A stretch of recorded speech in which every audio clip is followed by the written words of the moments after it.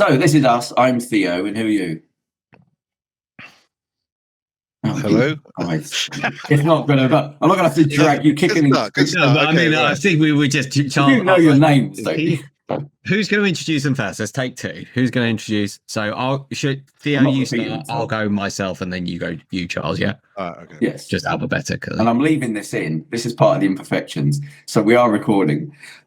So yes, we are the three writers of OCAS, which stands for Obsessive Capital Accumulation Syndrome. It's only been. I thought, you know what? I should probably look back through the files because obviously we're going through the genesis of how this all came about. So the oldest file I can find, which isn't obviously when this first came out, is from 2021. From October 2021, and that was when we were writing this as a short film. So we've been doing this. Bearing in mind, OCAS was something we came up, during the discussions about this, and we wouldn't have saved the script as OCAS. So I'm thinking it's probably summer 2021. It was lockdown. When did it go into lockdown? What year? Yeah, it was definitely lockdown. Yeah. So, but then which lockdown? There are 87 different lockdowns. There were zones. But it was definitely during that period because we were doing, what is now This British Life podcast. Yeah. The Skype. Yeah. Oh right. Yeah. I think it was around Liz Lettuce. It might be. I think that was one of the sort of Tiger King. Was it around that sort of? Yeah, probably. I mean, it's very odd blur of what is time anymore. So, it was about that long ago, and it was kind of, as I was saying before we got started, it was fab that I was trying to think about how did we come up with this, and it was kind of organically. Yeah. What the specific trigger was, I don't remember. For me, it was when we were talking about the yachts. I remember it was on a podcast. Maybe it was Philip Green. It was a few. No, one of them was definitely when I looked up the yachts, the most expensive yachts. How much they cost? Yeah. And there was one that was like 300 people on it for the year, but it was only used a couple of times a year by a sheikh. There was one with who's Amazon? What's his name? Isn't the first or second biggest yacht in the world? It also has like the sixth biggest yacht in the world. They have a helicopter pad for a giant helicopter. That has Jeff Bezos has a separate yacht that goes alongside the main yacht. So I just that was the other thing. It was a guy that was worth a few million, and he was in court for like 100,000 for fraud.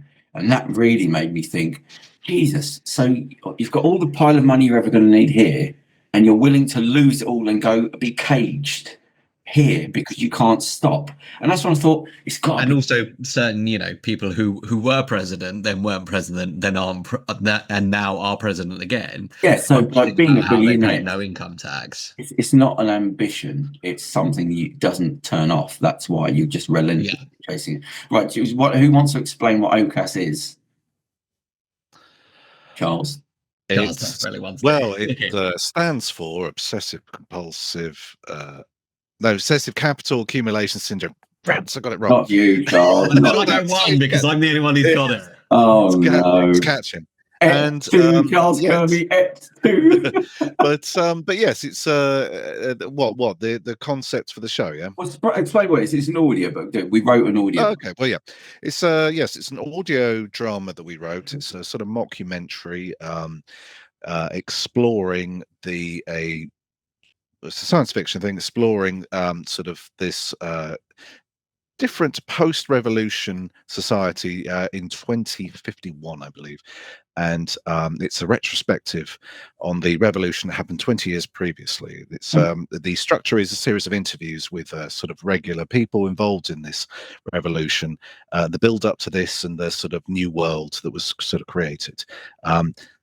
Some of which isn't all it's cracked up to be. So there's question marks. It is based in London. I thought make it a bit more real than the usual LA, the dystopian LA. Also, because I think at one point we were talking about doing it as a short film, and as so now I think the finishing is something like 30-40 minutes. But I think at the time we were like, well, we could probably between us, if it's a mockumentary, put something together that's 15 minutes and whatnot, and it wouldn't be too complicated. We'd kind of taken Simon Amstell's film Carnage which is a similar idea, but it's set in the future, looking back at now, what is our present. But in that case, it's about how people went from eating meat to seeing that as totally normal to in the future going, this is. I never did watch that. It's definitely worth a watch. It's probably more tongue in cheek than ours is. I think I saw a trailer that, I thought, is this a comedy? That sort of takes it away a bit. It's the kind of comedy, but with a serious point. So it's definitely the kind of structure of it is similar to what we're doing, but it's definitely not as we have some funny moments in it, but it's definitely a bit more straight laced than that. But yeah, so I think that's the other reason we said it in London, because we were like, well, if we've got to film this, right, because easy on the bus. Don't quite have the budget to fly over to Los Angeles just yet. So that's basically what it is. Is it a dystopian? No, it's not. It's a dystopian utopian. Dystopian utopian episode. It starts as this, because the idea is that OCAS is a sickness. We just find out in the future. Like dyslexia wasn't believed in, it wasn't a thing, but just I thought it's more in a more nuanced civilization. They will find out, oh, that's what being a billionaire and a trillionaire is. It's a mental condition. Misread as sociopathy or whatever, but there's actually something where when you're to this. I just saw a thing the other day, and it's really hard. It's so normalized to say billionaire. I can remember when like a millionaire was like a big deal. Oh my god, and then I've become the billionaire, and then we're just going to go to trillionaire, and then and then oh my god, that person, there'll be like 3 billionaires. The tech guy. And I remember, but I just thought that I can't get used to it. It's strange that somebody's got 1 billion and another billion sat there, and that's just 2 billion. And I saw there's a thing it was on I can't remember what it was, somebody on Instagram, and it said if people came across a tribe of monkeys and one had 1 billion bananas and the other ones didn't have anything, you'd go, what the, like, why do you how tough is this monkey? Yeah, and the monkey was trying to steal more bananas from the ones that had nothing. Yeah, didn't have any, Yeah, I think,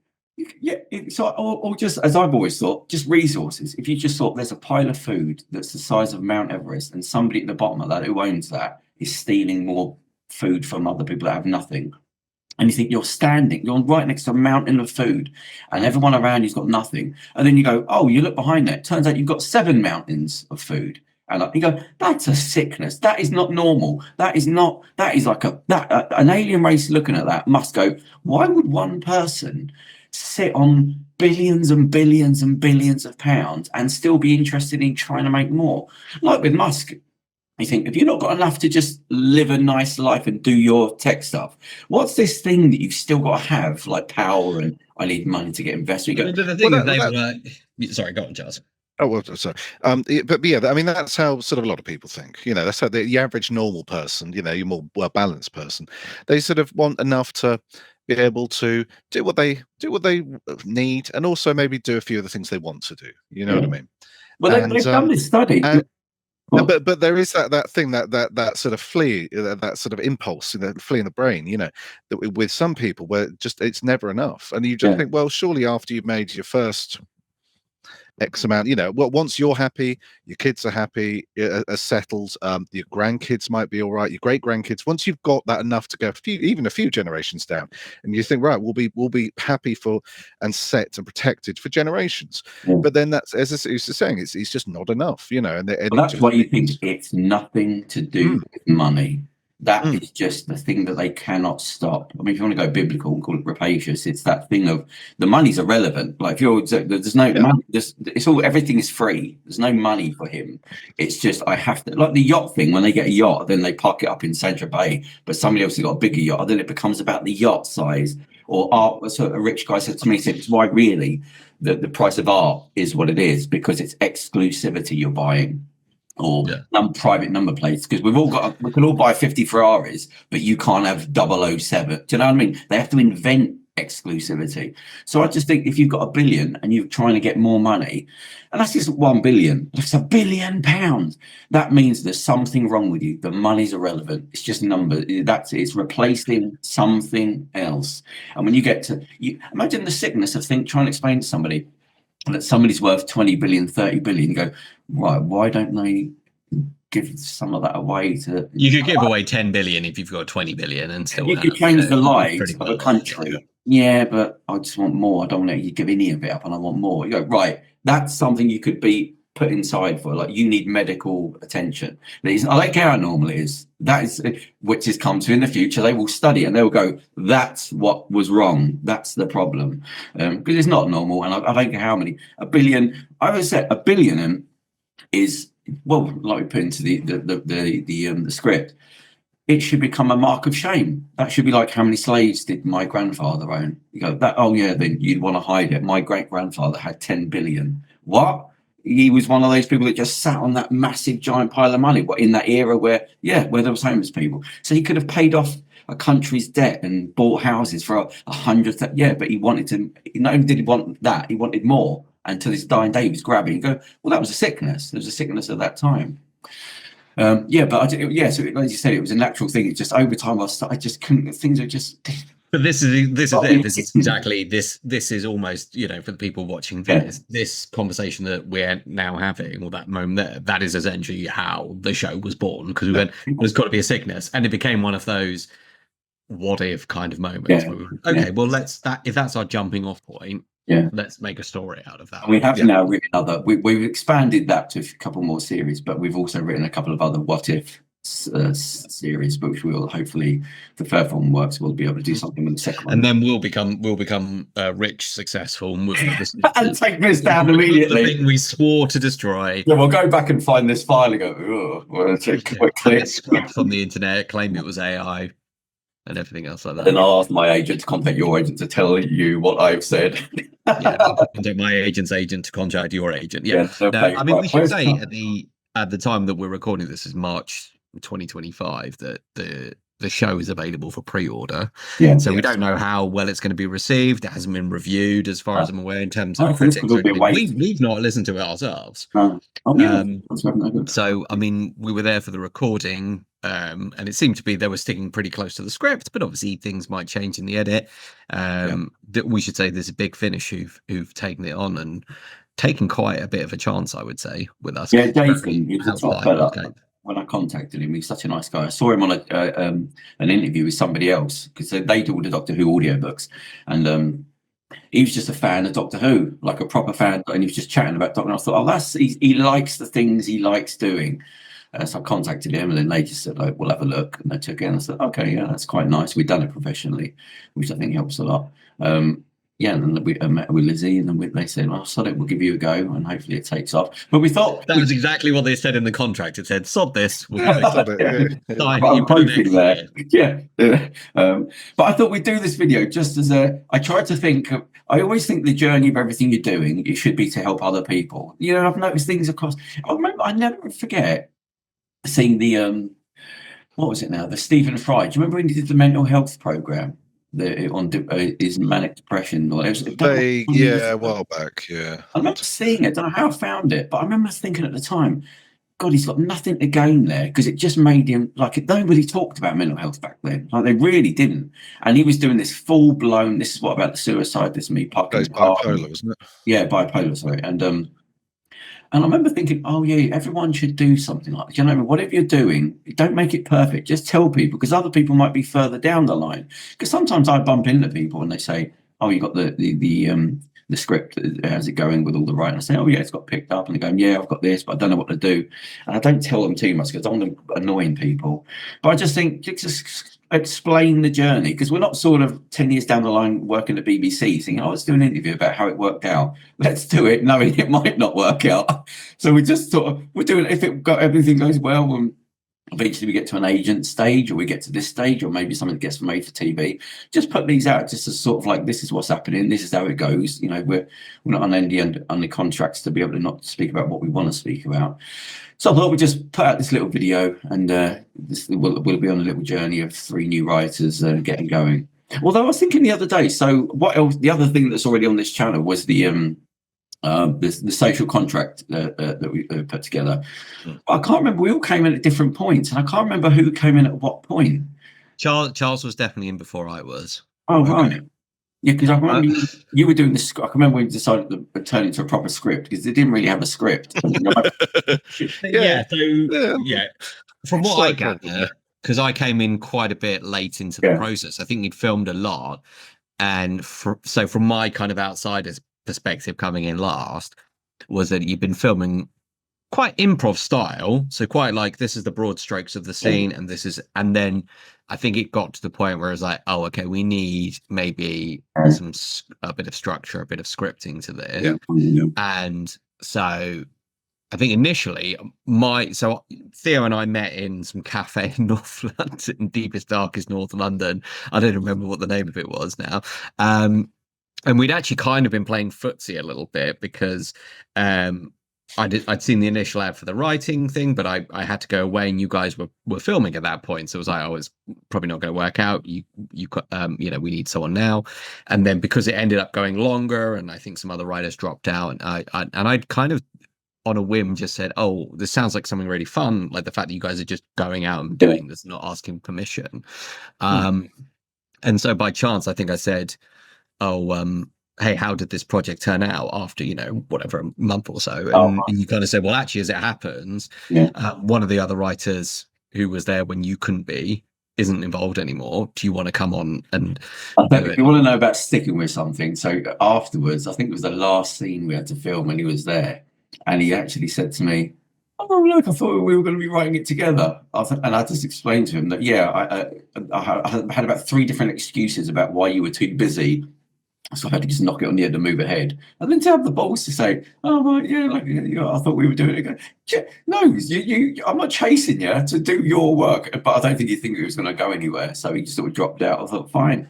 But that's just fucking ridiculous. Like, everyone wants to be pre-packaged and ready to go. Can you do it? Have it run? Oh, it worked. Because I get people now with the magazine contacting me saying, oh, I saw something for the magazine. Oh, if you need anybody. Go, oh, sorry, weren't you the one that said I'm too busy at the moment? Yeah, no, I'm fine. Thank you very much. No shame. No bloody shame. And I'll tell you what, but when that's a lesson to never burn your bridges and always. Oh, listen, it happened 30 times through the magazine and the podcast. No kidding you. No, where people, oh yeah, it's busy, or they just say no, then they come back, or most of the times. And this is why you should never lie, because most of them come back and say, oh, sorry, I didn't see your email. Like a lot of, well, it's strange. Everyone sort of came back and saw the email when I put things online. It's weird that like everyone's email something popped up, but they don't know everyone else is doing the same. But that's why I don't lie. Don't be that person, because now you've just told me who you are. Just answer and say no, thank you, blah blah blah. But don't.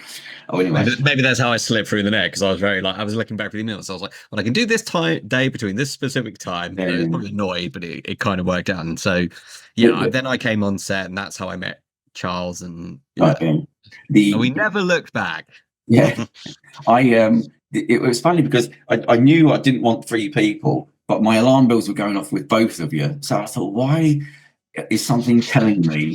Good alarm bells or bad alarm bells? No, alarm bells. Alarm bells usually aren't great, you know. No, alarm bells. The alarm might be the wrong word. Yeah. No, I had him tingling, saying, right, it's definitely those 2 people, both of them. But I couldn't keep one person like nailed down. So the thought of having 2 was ridiculous. So my brain was trying to sort of fight against the fact, and I thought, no, it's definitely. I thought, right, well, let's just see how it goes, because one of them would do something wrong, and then we're all together. Right, this definitely, something's telling me this is. And then I thought, oh God, I don't need this.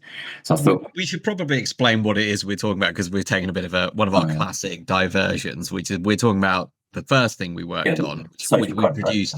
The Social Contract, which is kind of comedy pilot, and that's completely independent. So unlike OCAS, which has been picked up and being produced by someone else, in this case Big Finish. Well, that's why you can see it on YouTube now. Exactly. You can do it for free, so I don't know what that says. Well, the fact that we had no bloody script and everyone met and there's no rehearsals, I get a lot of compliments about how well it looks. I thought the productions looks fantastic with all the locations and all that. Yeah. And that's where some of the stuff that got taken out, because that thing was originally a 45-minute cut. Like, that was the first edit.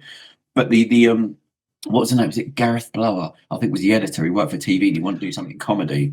And he was good, yeah. He was good. And he said, oh, look, I'll help you. And he just explained to me everything. I was like, oh, God. So there's whole scenes that took like months to put together that were cut out, like things we had to move the scene in completely. There's going to be a Snyder cut re-release down the line. Because Charles, you directed it though, didn't you, Charles? Yeah, I directed most of it. Yeah. So okay, so we'll call it the Kirby cut. Your Kirby cut. There you go. I'll get the hashtag trending. Yeah.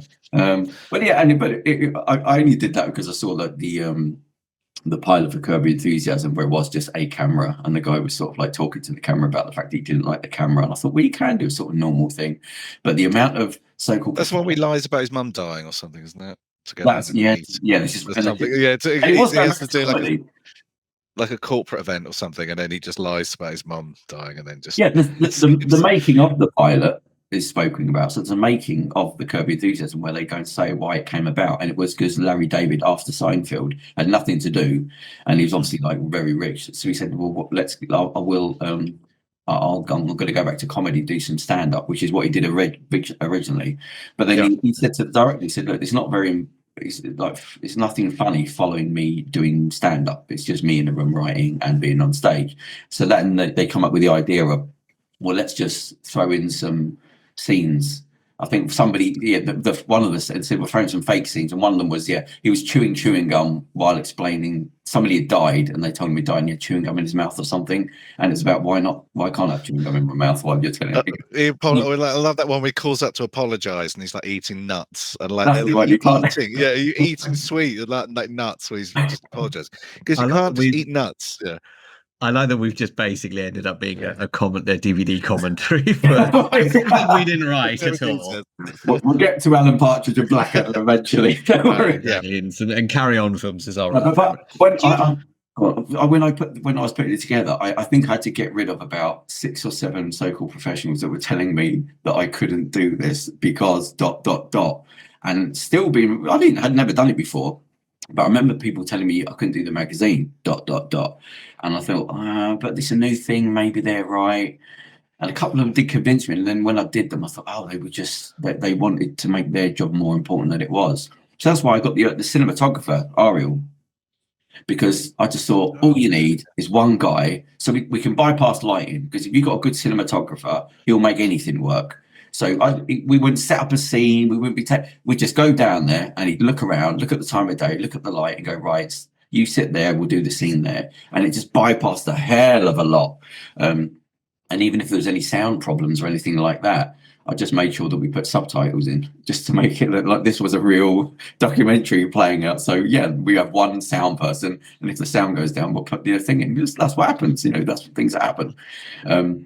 But so I had to, and I remember a director, he said we couldn't film something at night, and I said we can, and then he just kicked up a fuss about it, and I had to get rid of him after that. I just thought, my God, like people trying to make things more complicated than they are. Like everyone's trying to, and I realised why people don't do stuff, because if you just I should say if you do things properly, but people can overcomplicate bloody everything, and if you have 5 or 6 people overcomplicating everything, then you can't do it. There was a film by 2 American directors, 2 young guys, where they go back to school, and one of them, it was the school didn't know it was a documentary. The kid was actually older than he should have been, and they won some awards, like some well-known awards, and they did a scene they're talking about doing a scene in a car chase in LA. So they won a load of known awards, and then they did this other film, and the guy was asking how they did the scene in LA, and he said, because we didn't ask for permission.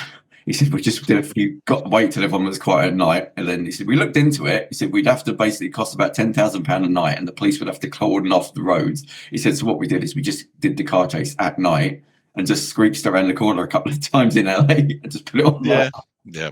But I thought everyone was just trying to complicate everything. Well, you need this. I got told that to make it look like a documentary, it takes a lot of lighting. And that's from a lighting person, but I didn't know. But I thought it can't be right. And then it was just the documentary said, you can't do this, because at that time I said, but that's how you make it look real. Yeah, but you need to do this to make it look real. I think if you get the right people, the right people who know what they're doing and who are willing to who know the little hacks and little cheats and stuff, and are willing to work hard and quick and dirty, basically. And but it was weird. I think the jump between me and some people, like award-winning directors, it was just they couldn't figure out that you can do this easier. And the thought of me doing it easier was slightly offensive, so personalities got involved. And then I just had to move them out of the way and go and do the thing my bloody self. But it looks all right. It doesn't look too bad considering there's no money. With problems in every single scene that just life throws at you. I mean, my car got bloody clamped on the way to one scene. I had to hire a car on the way. And there's a scene in what's the restaurant with all the music gear? Hard Rock Cafe. Hard Rock Cafe. Yeah, there's a whole bloody story about how we got to film in the Hard Rock Cafe when they wanted about £1,500 an hour, and we got it for nothing. So early in the morning or late at night? Don't give all the secrets away. All right. I mean, I think that kind of speaks to sort of maybe what we can. That could be the lesson we could impart to people. Is like, you don't necessarily ask for permission. I mean, we're not saying break the law. We don't mean it literally, but we didn't go. None of us. We've all got different experience across production and stuff. We talk about being new writers, like I would say we are, but we're not completely green. But none of us have ever written an audio thing before. None of us had ever, didn't take a course, didn't go this and that. I think we downloaded something offline. It was like, how do you format an audio drama? Yeah. Well, no, I didn't know anything. Like, the reason I didn't do a script is because I didn't know nothing about writing a script. I'd used it before. This is because I come from a fair. Like, I might as well bung out now. I lived on the streets, lived in a car. So I was homeless for a long time. Wasn't educated. This is no joke. On the first scene we did, I had no idea, because I'd never done any filming or any writing, that you needed a clapper. I thought clappers, it would have been like me turning up in joggers. That's what I thought that was. I thought it was that era. I had no idea that you actually need a clapper. I thought, what for? Just start. I didn't know. I've worked on things where we had no money, no equipment, just piece of paper. Yeah, that's weird. You know what I mean? Yeah. Just put a piece of paper. You put a piece of paper with a scene and whatever, take clap. Yeah. Where's the clapper load? What are you talking about? That's how basic. I knew nothing. There was no script because I couldn't write scripts. Where's the script? I don't know what script. Most of the people use their own names and their own background in and all the scenes and things. There were things I knew apart from the house. I can say this. I was a delivery driver. I'm always very scared. No, I'm not going to say. Should I say? I'm just thinking probably. Well, the house. We needed a nice house because Patrick was supposed to be successful in it. My agent in it, and I was doing a delivery driver job for a well-known high-end company. So I used to just ask at the houses, "Do you mind if I film it?" To go back and say like, "Oh, do you mind if we film them?" And is that how we ended up at that house? Where they have the guy there who owns it is a wheelchair on disability, but the house to the right, I delivered a sofa and built a cupboard in there. And then while I popped out, I said to the driver, "Just hold on." And I went next door and I said, "Listen, we're doing this thing, we're filming." But I was always honest with people. I said, "Look, we're doing it first time. I've got no money. Do you mind if we use it? Because I need a balcony. We won't film inside." And he was like, "Yeah, great, yeah, nice one. Come in." And that's how I got that. But that's how I got most of the things. I will do a story one day on how I got the Hard Rock Cafe, because that was like over a year period. I ground them down. Because this is the thing: is if you say, "Oh, hi, we're just filming. We're a low budget thing. We're filming a small film or a short film or whatever. Something small. You can highlight that. People still just think, ding, ding, ding, film, TV, money, and they just think, wow, okay, cool. Oh, we can make some cash off this. Oh, for location, we'll get 10 grand for this, 50 grand. People just think you're absolutely rolling in it, when to be honest, awful lot of productions are, especially in this country, don't have that unlimited bankroll. We're not, it's not like in America. Yeah, because we also filmed in a shop in, I think it was Hampstead, a sports shop. We got that to film in. Oh yeah. The guy who opened that was nice. I said, "Look, it's nothing, but when I put it out, I'll just tell you that there's your shop." Look, and that, again, it's not this easy. Most people, when you're doing this, are saying no. Like, there's a lot of people go, no. Why, no. But that's what that's fine. That's absolutely. But it's you shouldn't allow that to stop you. Most people are going to say no. When I was talking to somebody the other day about doing the podcast and all that, and I can tell you the things that worked out, but I said, remember, there's a year of no's before that. Yes, but that's when it comes. When do you want to do this, or are you doing it for money, or that? Because that won't last you. If you are doing something because you want to do it, then you better be ready for the no's. And I always said, be around people you like, because everything's going to be a struggle. No matter how, even you're doing a comedy, it's going to be a struggle.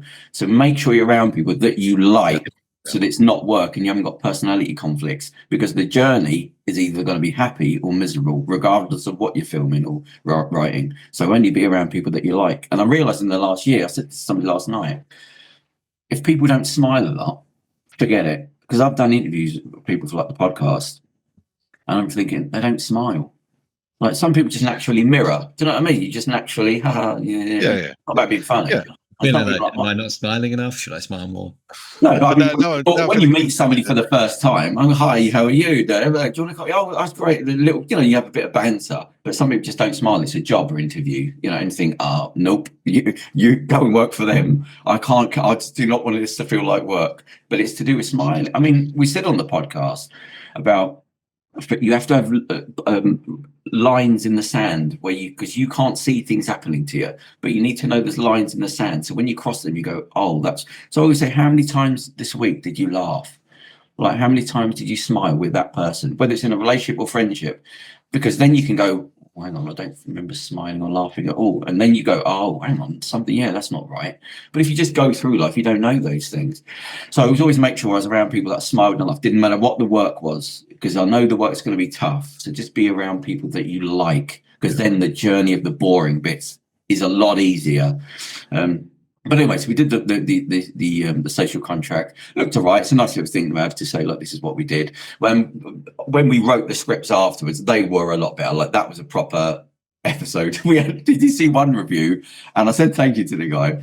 He said, it looks nice. I was just waiting for the funny bits. And I thought, he's right. He's right. So we can trim that quote down. I was going to edit it out. Chop. And then leave the rest.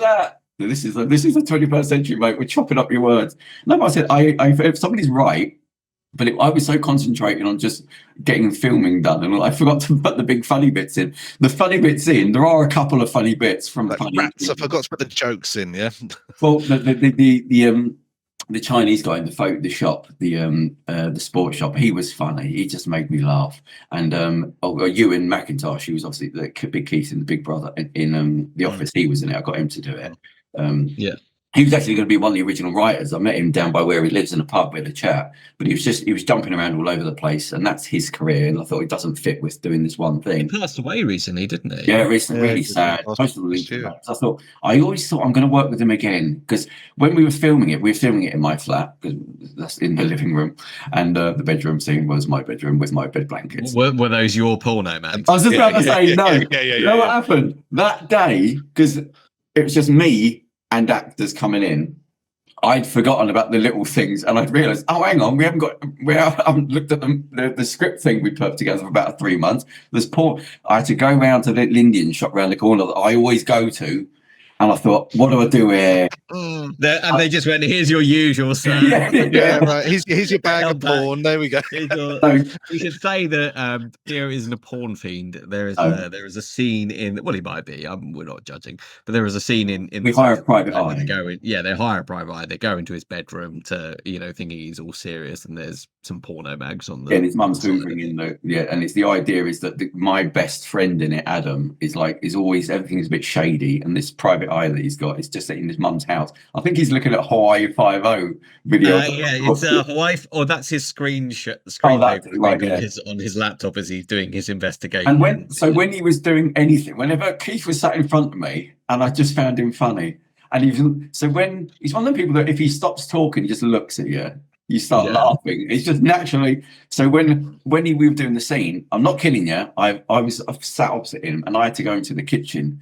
Because when he was eating his mince pie, it just made me laugh, and I couldn't stop. I can't be that person. We've not got time. You are terrible for corksing.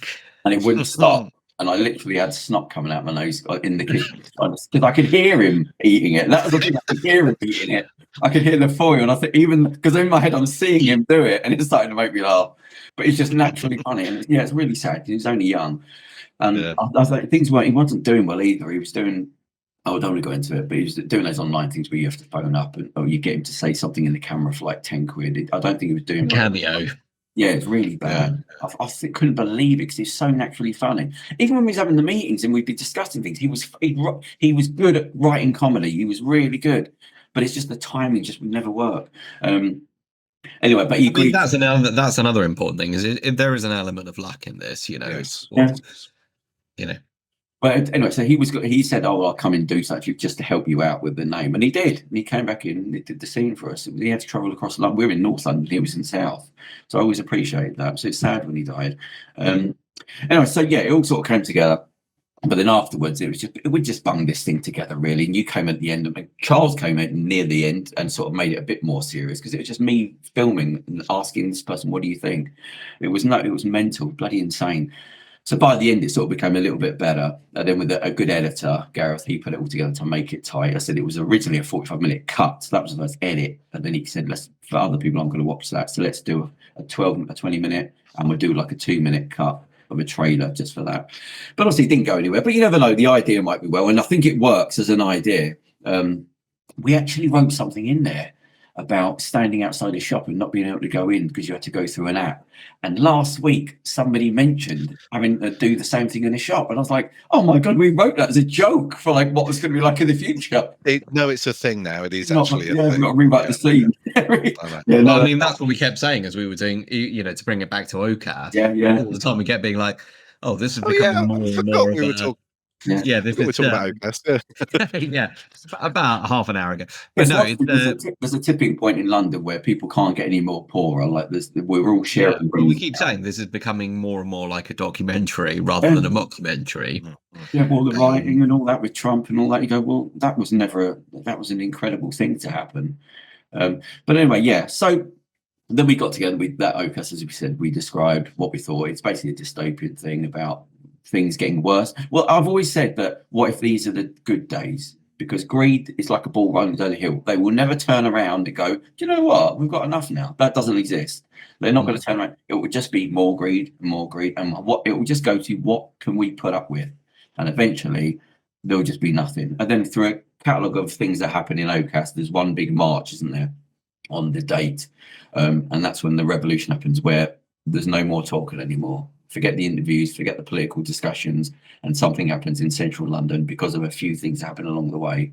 And people just had enough, and it snaps, and there's sort of like a fall. Yeah, we very much said, we're not going down a binary: rich people bad, good people, poor people, or people without money good. And it's a warning almost. Yeah. Look, if things don't change, this is where we're headed. Right? Did you see what Big Finish had put on the poster or underneath it? It said, "This is not an instruction manual." Yeah, that was on, I think, on social media, on Hellscape and across Blue Sky and things like that. It said, "This is, by the way, this is not an instruction manual." Okay, well, I suppose because you need to sort of highlight the fact that it is a work of fiction, and this is not a call to arms. The thing was, it's just sitting here now. In 5 years' time, we will have got used to more. Nobody will turn around, and you'll hear a lot of pontification from politics about society and helping the poor. People will have less and less houses. No, it's not going to get fixed. They'll touch up some things along the way, and a little fund there and a little fund that. Your kids won't be able to afford a house. It'll either get handed down to them, or it'll just be for rich people. And you won't even have one bedrooms. We'll be sharing rooms. I'm seeing more and more adults now sharing rooms, like adults, not kids, 18-year-olds. And greed doesn't fix itself. They just touch up the edges to sort of pacify everyone. But our thing was just, what if it just doesn't? What would be a scenario that could possibly happen that we hope doesn't, and they do fix things, but greed doesn't fix itself. It's got there by being greedy. You had a rope slung across the middle of the room with it you slept over. We used to dream of that when I was young. We used to look up to those rich types who were sleeping over a rope. Yeah. Well, that was another thing I remember we were talking about the podcast. Was it the penny lines that the poor people used to hang over in rooms just so you didn't have to be on the floor? Which does not sound like a real thing until you see the photographs of ropes with people leaning over it. Yeah, I really I don't know if my little psychic ability, but from day one thinking about this, I could see people being velcroed up in like sleeping bags on the wall. Like that was always in my head. Just like we can bet we've gone from having a one bed, you can't afford a house. Well, I can have a one bedroom. Now you can't afford a one bedroom. But then you went down to studios. Well, studios are too bloody expensive. They want like £1,000 a month for studio. Right, now you're in a room with other people, a house with two people. Now it's for four people. Eventually, just where does this lead? Where does going down lead? They're not going to turn around, and the world's amazing now. I think, I'm telling you, one day I can see like I had a guy that I knew, a millionaire, and he went to look at a room. He'd lost everything. He went to look at a room, and it had a bunk bed in it. It wasn't. It was for two people, like two strangers. That stayed with me. And I thought, that was about 6 years ago. So my mate looked around the room, and it was a garage. Garage door. It literally had a a lot of that. Electric doors. Yeah, I've heard of that. Call it the outhouse.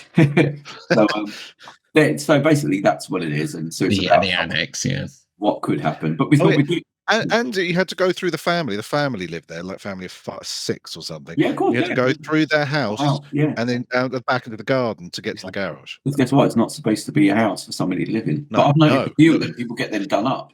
There's a place in North London. I hated it every time I walked past it.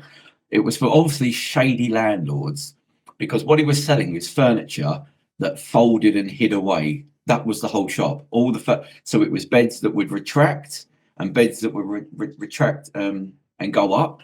There was coffee tables that were built into the wall, so half the coffee table would come up from the wall. You take the latch off and it goes back down. It was all like that. It was like a bed where the thing used to slide out from underneath it, like a table. Then you slide the table. It was literally for people that were trying to sort of crack. And it was in I'd say it's in Haringey, so it was a horrible area. So it was designed to just these on top, everyone on top. Anyway, so that's what it is. But we thought we'd do this before it comes out, rather than sort of an interview with the BBC further down about what it was like when we were sort of waving our cravats and reminiscing about how hard it was. We thought we'd do it when we don't know if it's going to work. this could be humiliating. Yeah, it's only on pre-order at the moment. It's out in a month's time. But then if it all goes well, we'll describe that, you're going to go through a process of, if it goes well, getting an agent, getting a new script, and maybe things become more professional and this. And I thought, let's just do 3 writers, all over 40, hence the name, and we'll just talk about our experiences as we're going forward. So if a new writers or they want to hear about an interesting story about us going through life, you'll get it as it happens. And we've also got the weekly podcast, This British Life, that used to be the Village podcast, which has been on its own journey. So wait till I stick a link for that in the bottom. And we're going to try and get a couple of the actors on from OCAS just to come and talk about their background and voiceover stuff. Maybe it's stuff we don't know about voiceovering that we should know. But that's it. So any other thoughts? Anything you want to give to the people? Well, we're doing this for free, so that's... we don't do anything for free. Yeah. What have you got going on in the background there, Charles? What's going on? Is each layer of that's my private life, I'll have you know. Yeah, can you is each layer something else? Like the top layer looks different to the second layer. The second layer looks like a series of one thing. Yes, that's my Deadpool collection. Well, all that. The top layer's the omnibus stuff, so that's the expensive stuff. What do you mean the expensive stuff? Well, they're expensive. Oh, they're big omnibuses. They're massive, But the second layer is not all Deadpool. Yeah.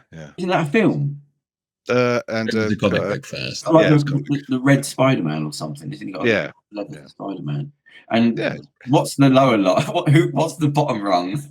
That's where you got all the porn from. Porn, yeah, I was going to say. Yeah. It's my DC. I think it's all Batman here. Oh, so we now know what you prioritise. Yeah. Okay. Is your most expensive? What's the most expensive one on there? I don't. They're not like magazines, are they? Well, I've got my individuals, got my floppies around, so things. But God's sake, I shouldn't have. Have you know that's the accepted name for them? You've got to let it go. It's gone. You cannot use floppy disk. Is that the one that was like grey thin paper? They were like tracing paper. Little plasticky ones, plastic, but they were like thin plastic, like 3.5 inch, and they had a little metal thing. We're really showing our age now. What was that? What's the thing with them? Were they a new type of technology what was so specific? Well, I mean, everything is a new type of technology. I mean, floppy disk, did it do something specific, or was it just a newer version of a disk? In the 80s, it was just a disk. They stored information. Yeah, but it wasn't. I think we're getting off topic here. All right. So that's the chart. Andrew, anything exciting? This is your new house, by the way. When did you move in? My new house I moved into 3 and a bit years ago. It wasn't 3 years ago. Yeah, I think so. Yeah. Oh, Jesus Christ! Yeah. That's the thing when you don't celebrate birthdays and Christmases. Like you don't have any reference point for how long the year was. It just sort of zooms by. It's almost like it might be important. Who knows? Yeah, it's not important. It's madness. Like you all moan about your birthdays on the day after, but you get one. Do Do I? People do. Everyone, especially the big ones, it's like, oh, I'm this age. It doesn't matter. What are you thinking about it for? Yeah, but it's ingrained in society to celebrate your birthday. But all I see is the misery of it. You get a few birthdays and then everyone worries about that. Actually goes back to filming stuff and doing stuff. People thinking they have to have done stuff by a certain age. Part of the reason why I said we do this is the 30 over 3 over 40, just to go, it doesn't, there's no time frame for anything.